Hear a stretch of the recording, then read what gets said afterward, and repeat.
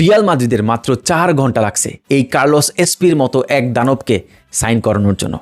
প্রথমে তারা টার্গেট করলো, তারপর রিউমার স্টার্ট হইলো, আর here we go within 4 hours. আর তাও এই ডিলটা হাইজ্যাক করে নিছে রিয়াল মাদ্রিদ ব্রাইটন থেকে, কারণ এই কার্লোস এসপি ব্রাইটনে অলমোস্ট ডিল ডান হয়ে গেছিল। কিন্তু রিয়াল মাদ্রিদ যখন বিট করে, তাদের রিলিজ ক্লজটা ট্রিগার করে, কার্লোস এসপি বলে যে না, আর তো সম্ভবই না, রিয়াল মাদ্রিদ চলে আসছে। এখানে পুরো ক্রেডিটটাই আমি দিব ফ্লোরিন্তো পেরেজের। কারে জানি আপনারা অনেক বেশি সন্দেহ করছিলেন, এই ফ্লোরিন্তো পেরেজকে। এখন এই গ্র্যান্ড ড্যাডি আপনাদের রাত্রে ঘুমাইতে দিবে না। এই যে একটা নাম্বার 9 কার্লোস এসপি, এটা একটা কিলার নাম্বার 9 ভাই।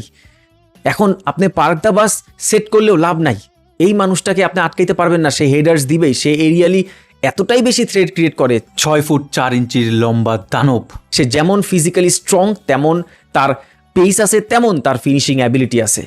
এই মানুষটা ডিফেন্ডার্সদের পিন ডাউন করে গোল স্কোর করবেই 100%।